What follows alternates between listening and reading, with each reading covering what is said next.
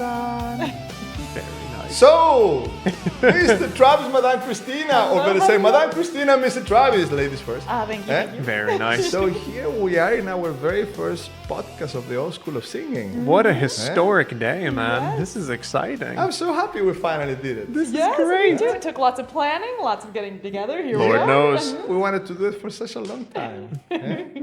So, as you hear, is our first time. Okay, so, but we will try just to keep it very easy. Of course. I have never recorded a podcast before. Have you done something like that before? No, not me. So we are in No, the same, not really. Not really. We're in the same boat. I We believe are. so, yeah. You've done a lot of radio and TV interviews. You've done stuff of this nature. Yeah, but that's something else. Well, you've done public speaking and you've addressed the general public and you've addressed the masses like a mighty Roman emperor. This is just another Saturday for you here, man. The thing is, then they come with a script. And they make you Really? a question. And they say, we're going to talk about this and this and this. And you say, all right. And you go. Ah. And but like this is like, we need to get relaxed. And that's why I have wine.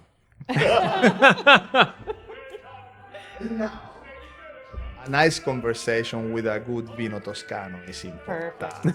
Ragazzi, come on. So next time we want to have the wine of the family of one of our school members, no, Mr. Roman. He brings amazing wine. His wife is, they are owners of a beautiful wine. How you say? A vineyard. A vineyard. We'll have to make sure to definitely be on that episode as well. Yes. Oh, Yeah. there we're going to talk about beautiful things too. Not just any vineyard, the oldest vineyard in Italy, as we've been led to yes, it understand. It is. So that's going to be interesting. My goodness gracious.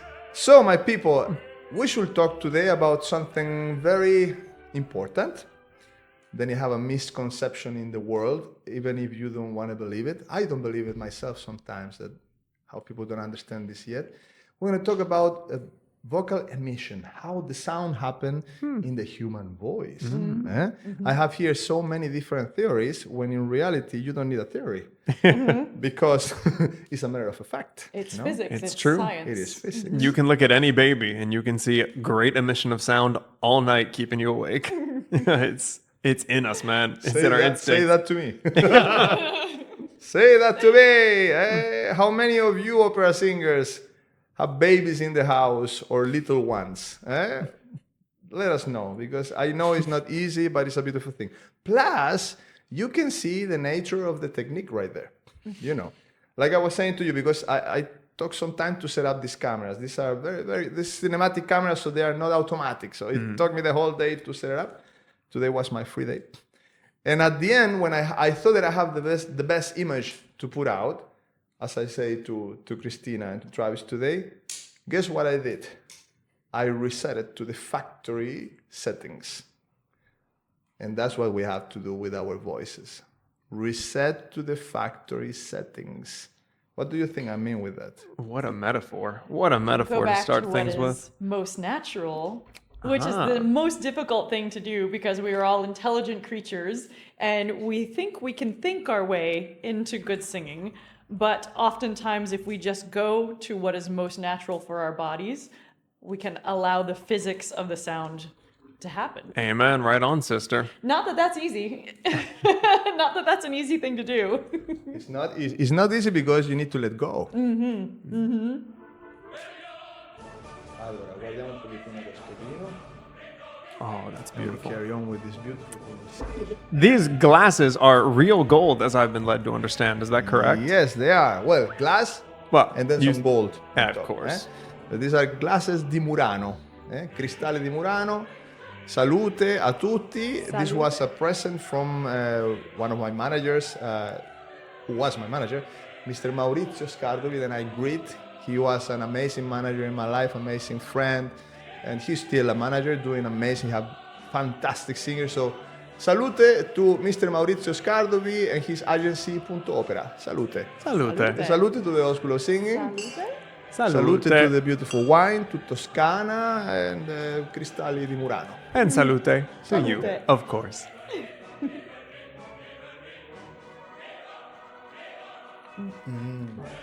Whoa. That is fantastic. Buono. I don't know if I should say the name of the wine. I won't say it. No free advertising from us. No one gets a plug. No, because I don't know if it's going to be okay for them if they want to be in this podcast. You never know. No. Anyway, if we go back to the topic, no? Mm-hmm. So, And the emission of sound, the real emission of sound. yes, to bring everything to the factory settings, no? In our voice. We are a sound vocal producing machine. As we come into this world, the first thing we have to do in every single culture and in every single time frame in history, the first thing you do, you need to hear the baby cry, and then you know everything is fine. If the baby doesn't cry, bada ping, they give a little slap because you have to do it. So start with the breathing and everybody's sure everything is happening and going right, no? That's what we do on the school. We slap the... No. It's part of the technique. Oh, have you seen those videos? No. Have you seen? No. What are you talking about? There is... Look, I don't know the person. I don't know the name. But, you know, when you're scrolling, suddenly comes this kind of things outside. Mm-hmm. There is this dude. I will find the video so I can put it right here. For sure it's going to be there now after the edition. He slapped the students. Does it work? I don't know. He slapped them in the popo, like pa, pa, and shake them and scream. I don't know what technique. You're joking. No, I'm not joking. Are they training to be opera singers or professional fighters? What kind of training is this? Maybe both. But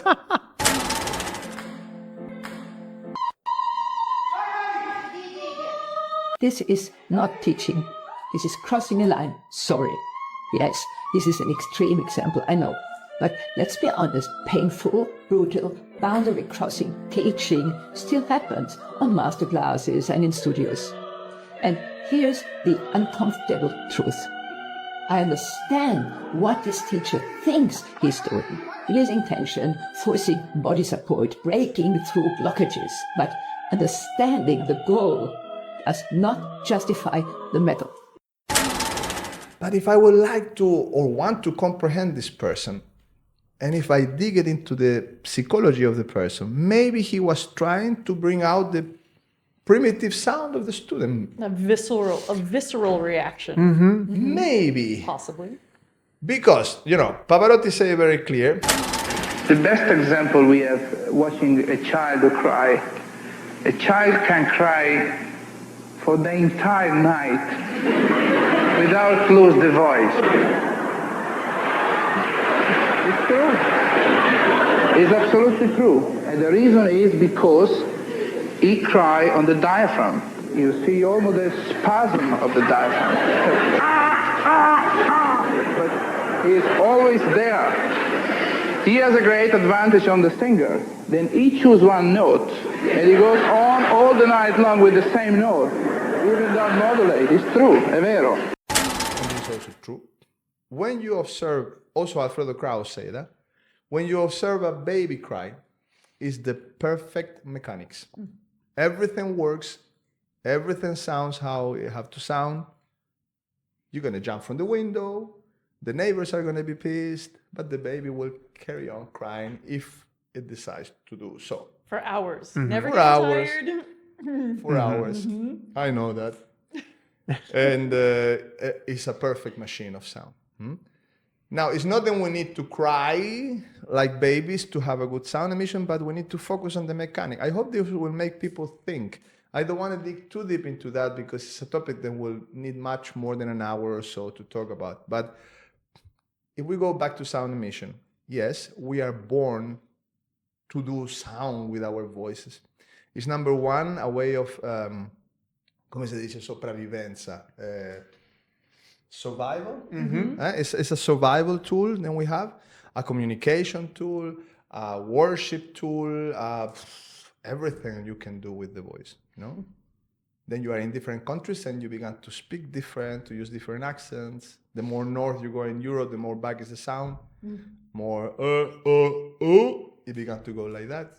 It's like that. The more south you go, it's like, for example, in Milano, let's say it's a ciao, buongiorno. In Toscana, ciao, buongiorno. And then you go, ciao, buongiorno. ciao, John!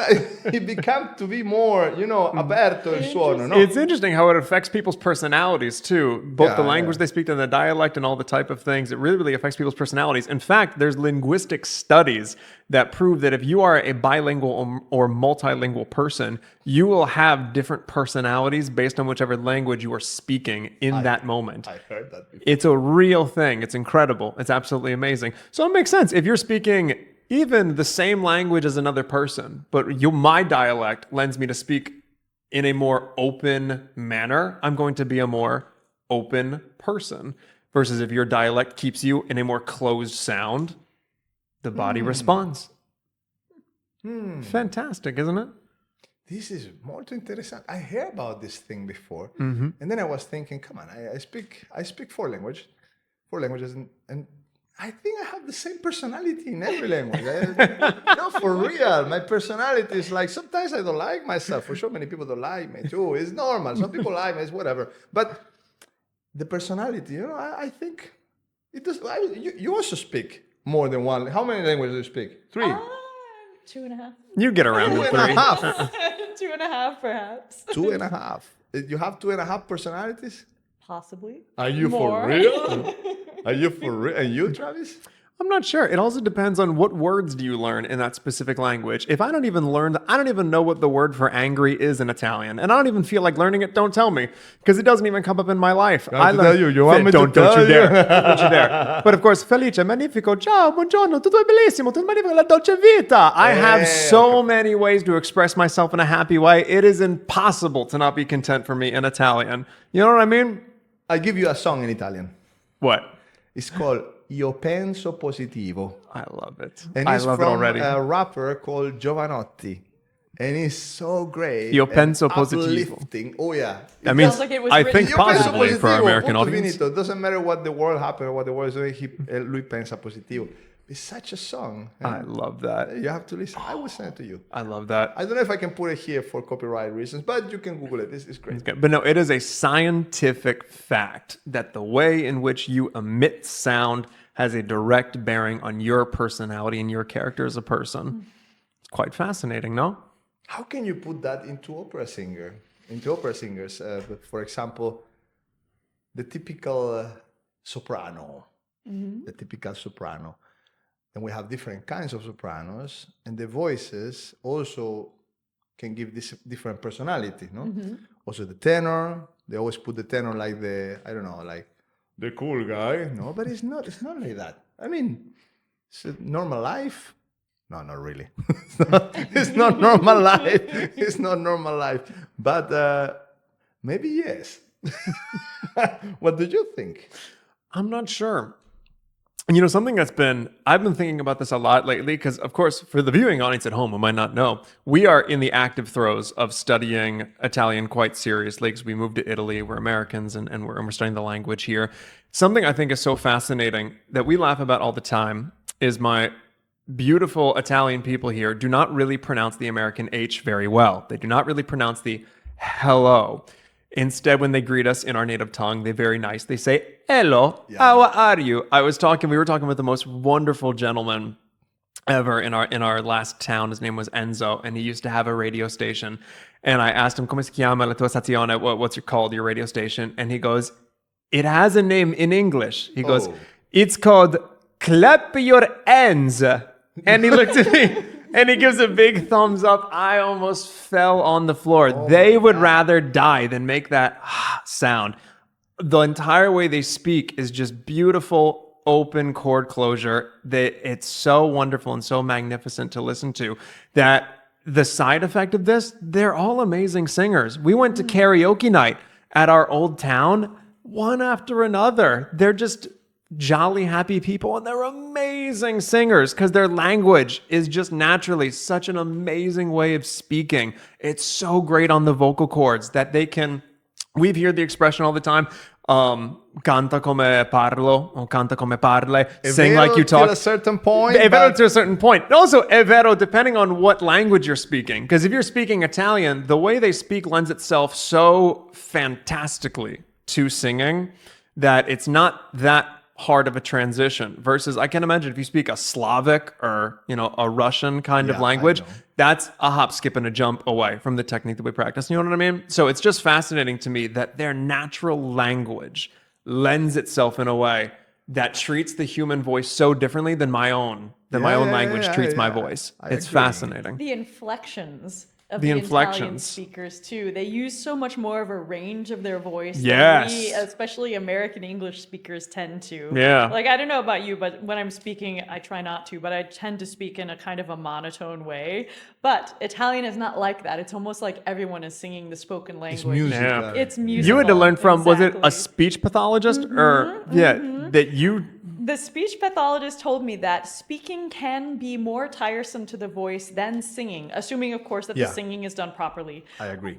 And one of the, for people who perhaps speak a lot for their careers, one of the pieces of advice that she had was to speak with more variation to your voice. Specifically, you want to speak with at least a fifth, a perfect fifth of variation, because apparently that sort of touches different parts of the vocal cords, if you will. And so no single part of your vocal cord would get tired, for instance, from speaking so monotone. And it seems to create almost a more leggero sense of using the voice. This is amazing. I didn't know this. it's incredible, isn't I'm it? learning. Well, everybody learn things. A more leggero way of using the voice, but also it is a much more musical way of using the voice, and it creates more interest in perhaps the person listening as well, because I would pay more attention to someone who is speaking like this than I would pay to someone who is speaking more monotone. It's incredible. And I have to confess something. please do. I have to confess something. I love Germany, yeah? My wife is Oh, German. no. Well, my wife is Italo-German, okay? Because my father-in-law is Sicilian by blood. Da Palermo, da Bagheria. Bagheria, Don Corleone, eh? My father-in-law. Well, his father was from there. When I was living in Germany, and it was for 10 years I was living there, I had a vocal crisis. Really? What happened? Yes.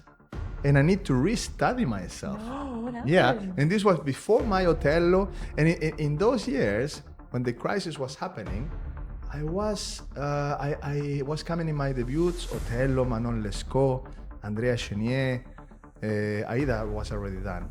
What else? Wait a minute. It was like 3 or 4 important debuts. Polione. Wow, that's a lot. And I realized then I was having a vocal crisis, so I need to restudy myself. And now that you say this, I remember that when I was doing this, restudy myself with all the tools and the schools I have from where I come from, no? I realized that in Germany, it affects you even if you don't want. Everyone is so polite.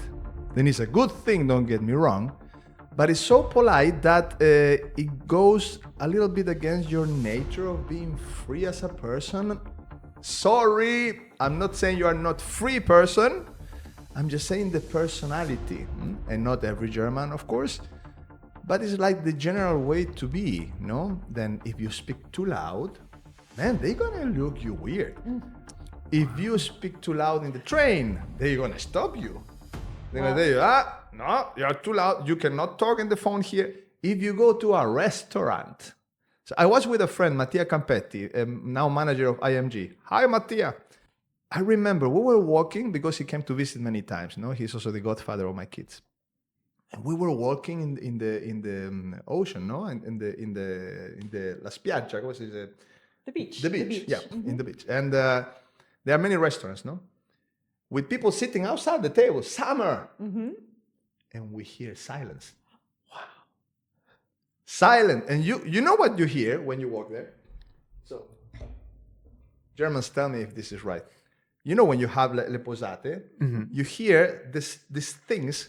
The sound of the silverware against the plates. And the plates, but you don't hear the voices. And it's summer, several different restaurants with chairs outside, and even my friend in the street whispered to me, what is happening? And I say, we must be polite. We are in Germany. Or at least maybe it's because was that specific part of of the north, very north of the Baltic Sea. Beautiful place, beautiful place. We did a master class over there now, and it was great. Nobody was quiet. We were all very loud. Also, the audience, amazing. But I remember then that perhaps it forced me to speak more like this. So I was trying to speak more polite with everybody. Because if I open like this to talk, and now I'm being like normal, but when I'm with my friends here, oh, e allora, come va? Maestro Stefano, ma come va la vita? E allora, cosa si suona oggi? Com'è andata? Allora, Dennis, cosa mi dice? Si parla, you speak a bit more free. It's not that you are shouting or screaming, all right? But you are not like this the whole time, holding back when you speak, you know? This is something that maybe that's why that crisis hit me so bad, could be. Oh, not how... And it sounds like maybe it didn't have anything to do with the way you were singing all of those debuts, but how you were talking all of the time that you weren't singing. That's what I'm trying to say, because of course, then I realized, oh my God, this I see is not easy. And I was like, how? It was always easy, no? So I need to restudy myself. And I realized my voice was back. Interesting. You know, so it was the same darkness, but I was not realizing the projection of the sound. It was not happening enough. So if I tried to make it happen, it was a bit compressed. It's the typical problems, you know, then you have with big voices, and there came a problem with the vibrato and all these things. And I fixed it because in those years, in 2015, 2016, 17, is when finally my technique got complete, no?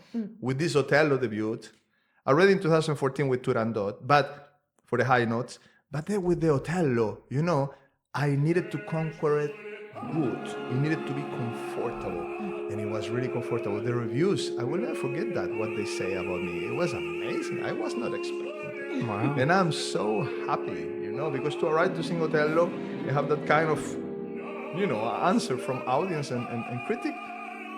Is very, it's a beautiful thing. That's amazing. That's It's wonderful. hard work. Yes. But then I realized, and all this knowledge, when I have divided from the different schools I come from, I should not take it by, in this role I apply this, in this role no.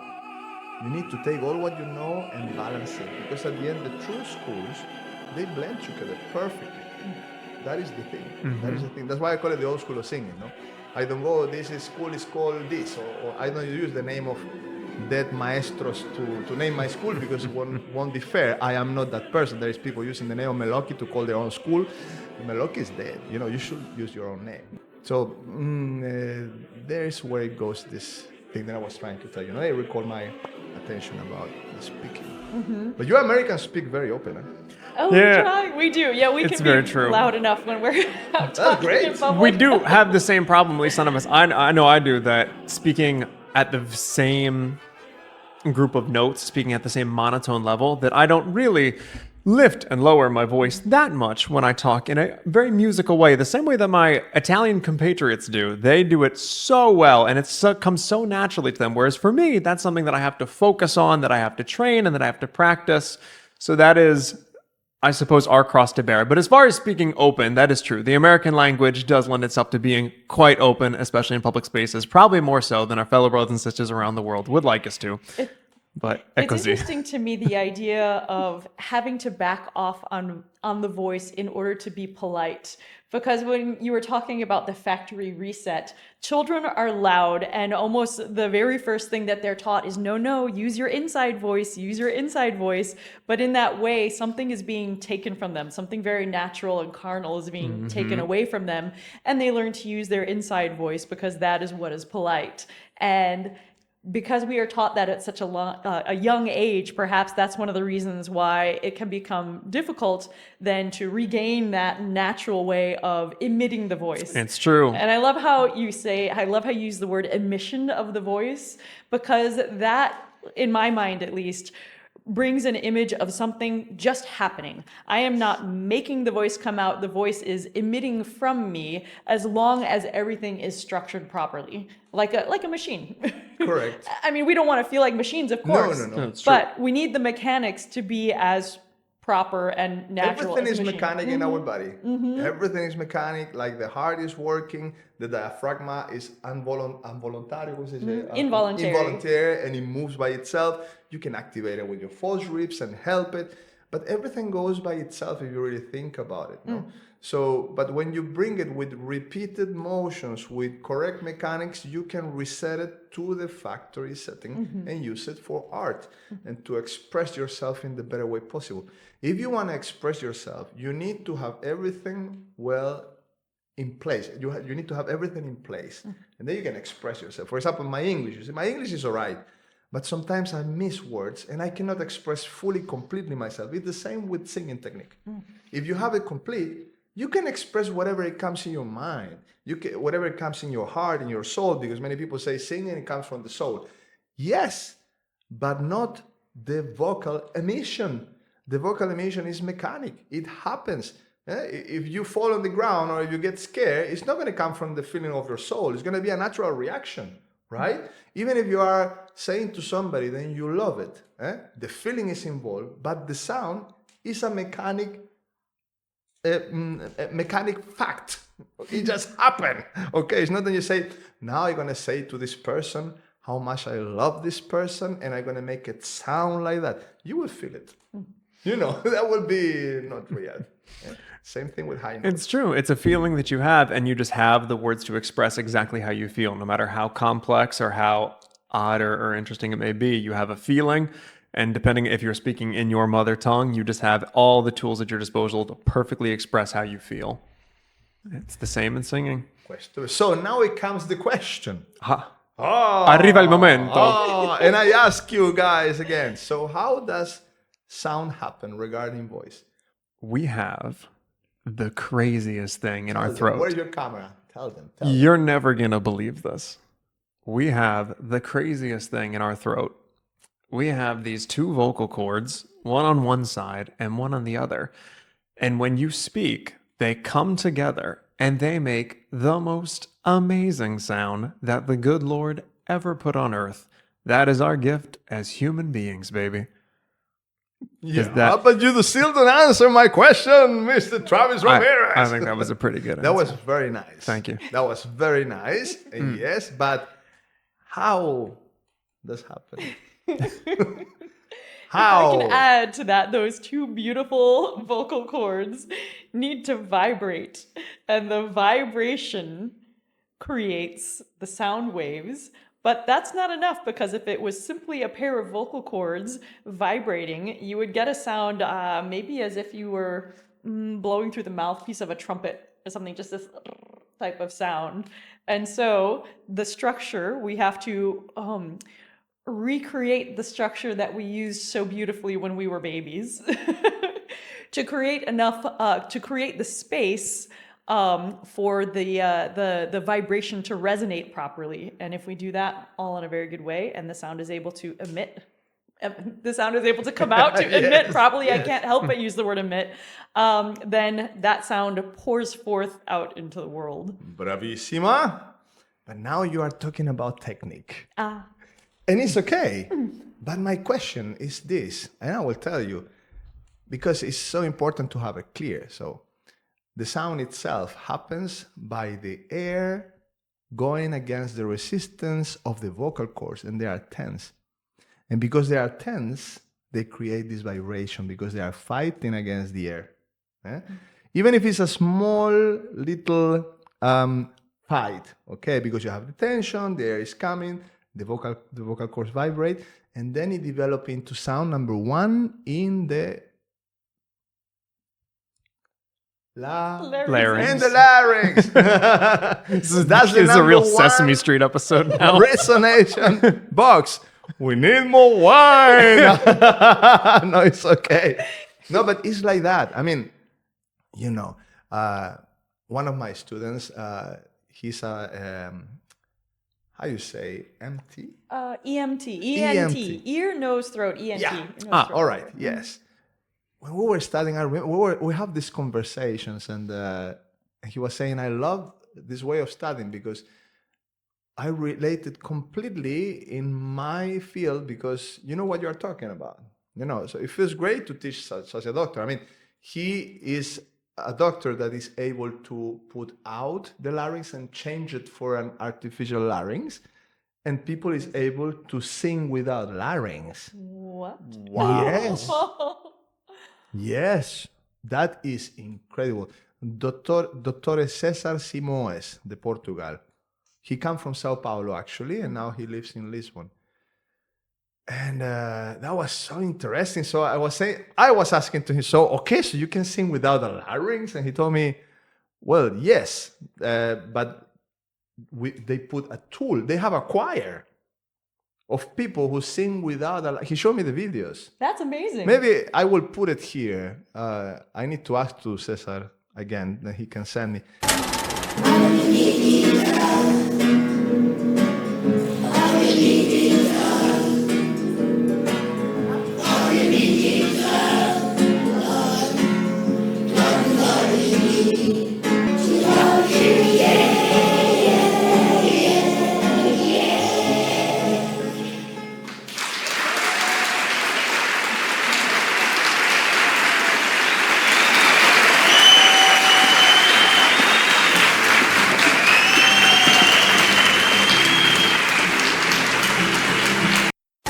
That was really impressive. That's miraculous. Yeah, Wow. it's people who lose their vocal tract and they cannot sing anymore. They have no larynx, no vocal cords. And can you imagine how terrible is that? I can't, like you said, that is the most basic thing, one of the Yeah. most basic things that makes us human. I couldn't imagine losing that. But that's the point, that sound happen by vibration. Every sound happen by vibration. Every sound. I can do this in the glass. You can do it with the piano, with every instrument, with tools, with whatever is vibration that develops into proper sound by the space, no? And we need to use our own space. So what is that? So number one, the larynx. And number two, all the pharyngeal cavity. That is the gola, that is the throat, the pharynx. The larynx is inside the throat. The larynx is not the throat itself. It's part of it. The same tongue is part of the throat.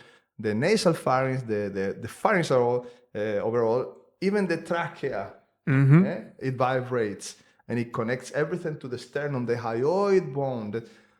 Man, we are such a perfect instrument. It's just so crazy. Yeah. The most amazing thing is that we need no tool more than just the conscious of know how to use our voices to be able to produce sound. Then it can be here for 30,000 people, like in Arena di Verona. I remember when I sang there, it was amazing. I mean, to sing in those places with no microphone, big orchestra, and you just go to sign the autographs and the voice is right there and everything is okay. Next day of the performance. And at the beginning, when I used to see the singers, these videos and these open air places, I was like, how can they do that? And it's just the technique. Human voice is so powerful. Eh?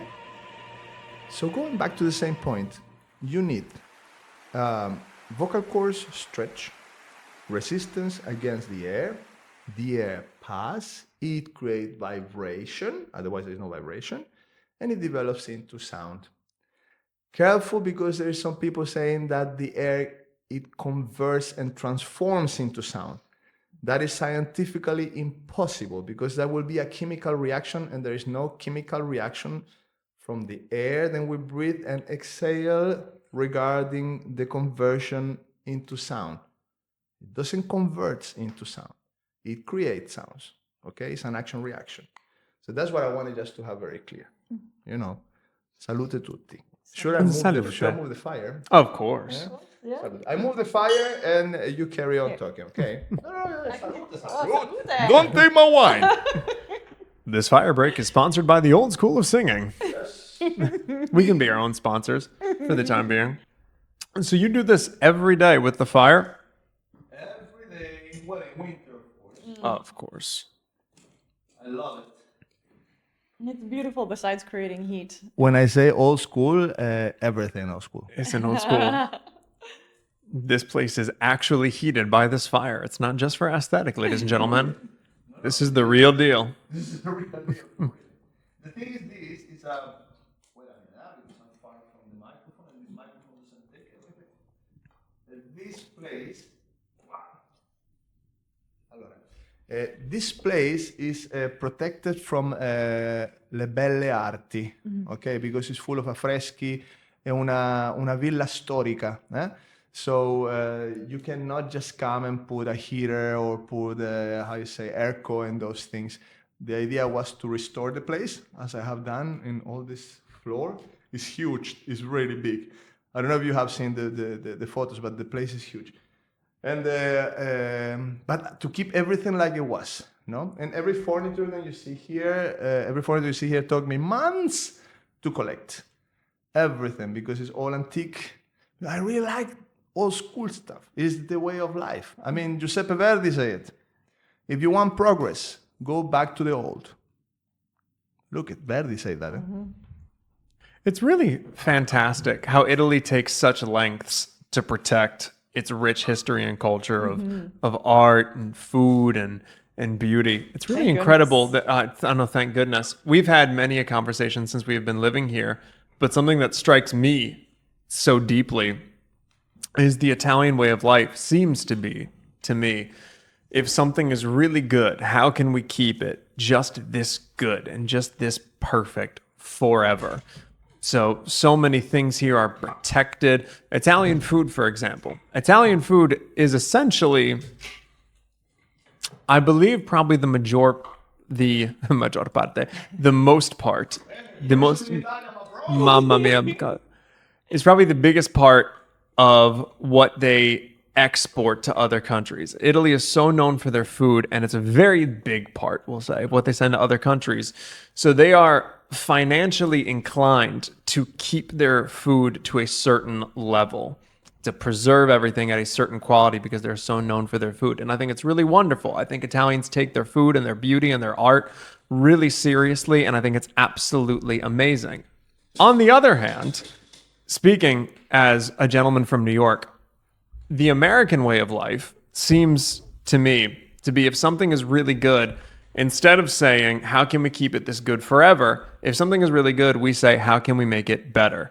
And sometimes this is pretty cool. This is how we get 32,000 flavors of ice cream. And this is how we take food and we do it to the most degree, and we take things way too far, and then we push it even farther. We look at the moon and we say, that's really cool. How can we go there? And then we look at a plane and we Let's say, buy the moon. it's amazing. We look at a plane and we say, like, what if we can make it way higher? It's just an incredible part that exists in our culture. However, at a certain point, when we have something that's really good and we say, how can this be better? At a certain point, how can this be better becomes, well, how can we make more of it? How can we make it cheaper so we can make more of it? How can we make more money at it? That's How business. And then it becomes business. And then at a certain point, how can it become better? Becomes how can it become more profitable? How can it become more worldwide? How can it become more easily disposable, easily dispensable? And that is the downfall of our culture, in my opinion, unfortunately. And I'm very pleased to see that it seems like Italy does not have that same problem, because if something is good, we do not concern ourselves with trying to push it to the limit, and then beyond that limit, we must preserve it beautifully forever. Balance, my dear, because it's Signore. also, Italy should also have a little bit more that mentality. It's true, Okay? but So it's all about balance. yeah. I can tell you. Because there are excellent outcomes Yeah. in America. Excellent outcomes. Some things, no, of course, when it's pushed too much. I think that when the business mentality come into a life goal or a call into your life, it loses the real soul of the thing. It's true. That's why for me, what we are doing now is so important, because it's not then we're going to make money with this or get rich or no, but it's a way to spread it out, I mean, it's just me on this school, and then you and Joe and Mr. Alexander Scott, the coaches, no? Mm-hmm. And then many students, right? And that's the best we can do, but we can expand this farther or make it too big, because it will lose the soul of it. Mm-hmm. And that is not how it's meant to be. I mean, from the very beginning, this technique is passed generation by generation, and it should stay like that. Mm-hmm. Plus, how much work is behind We put these videos, high note there, 15 seconds, 20 seconds, wow. And the work behind Oh, and the hours. years. All right, so Years. don't think. Some people tell me, "Oh, I see these videos of you and other singers putting your showing us how easy it is for you and you are gifted." Man, it's hard work. It is hard work. And it's not just a gift. It is all No. the work behind the skill. Exactly. You need to have the mentality and the will of, you know what, discipline. I'm gonna do this. I'm gonna make it happen. You can make it happen. If you can speak, you can sing. Maybe you don't want to have the vocality of a Maria Callas, of a Renate Valli, of a Renato Bruzon, talking about Renatos and Renatas, Corelli, or who knows, right? Get out of. But with your own voice, you can do wonders. That's why I always ask, if you want to study with me, send me a clip, and I need to hear your voice. I don't care how you sing. I don't care how you sing. I will do that. We will do that. We will make it happen with technique. Then you put your soul, but the raw material.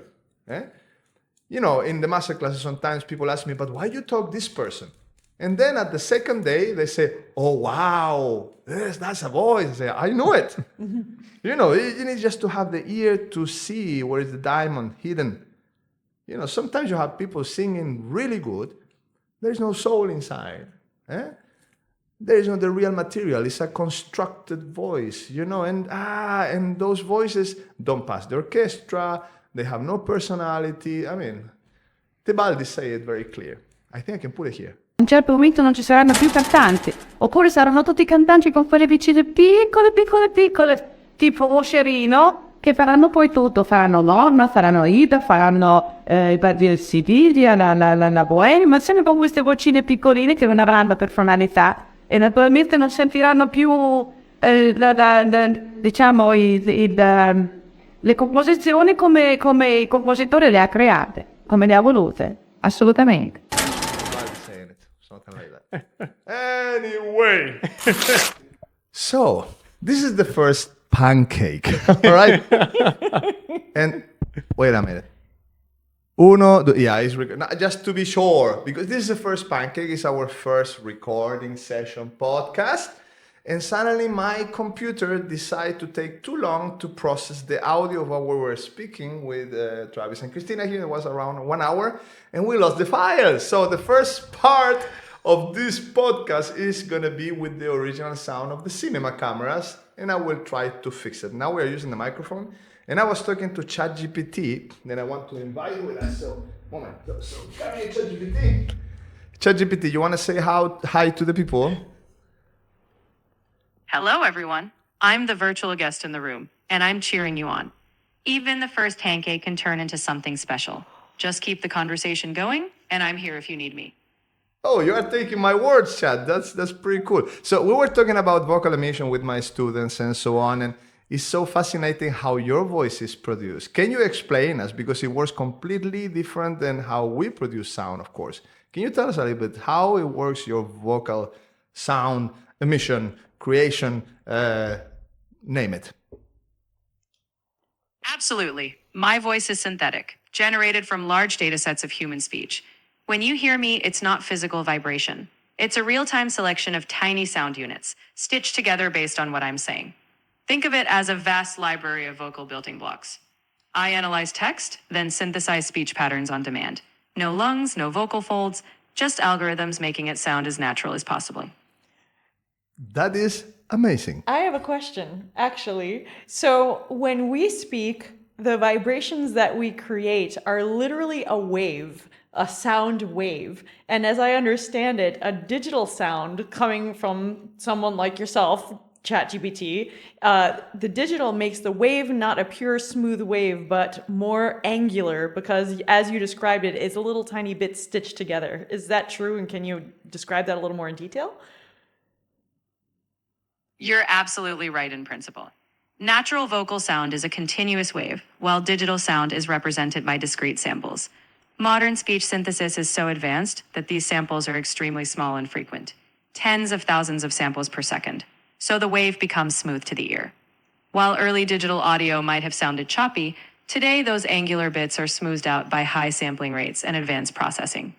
In short, While under the hood, it's still discreet. To human ears, it's effectively smooth and natural. All right, so here comes the question that I made to you. That is what we were talking on the topic of this podcast, no? Sound emission, how the voice of human beings is produced, because there is this misconception of some people and colleagues saying that the voice transforms into sound as if will be some kind of chemical reaction that is not, let's say the air transform into sound. So it's not air anymore, stop being air. And that is completely no sense. So I was explaining to my students that vocal sound doesn't work if the air doesn't pass through the cords to create the vibration with the resistance on the cords.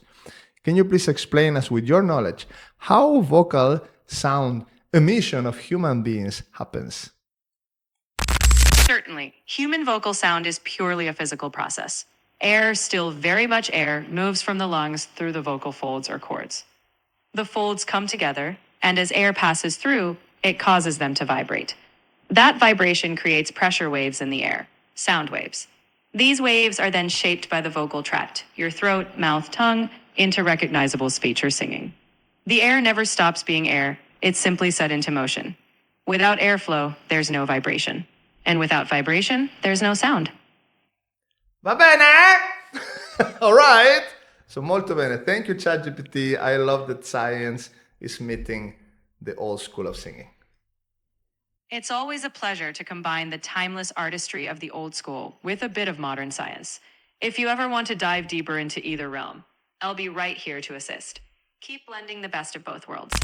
Oh my gosh. That was cool. We need to set up a fourth microphone and just put the phone. That was so cool. Dude. Come on, ChatGPT. OpenAI. Amazing job. People, as I say, is the first pancake. Still tasty, but the next pancakes are always the best. Okay. So your last words for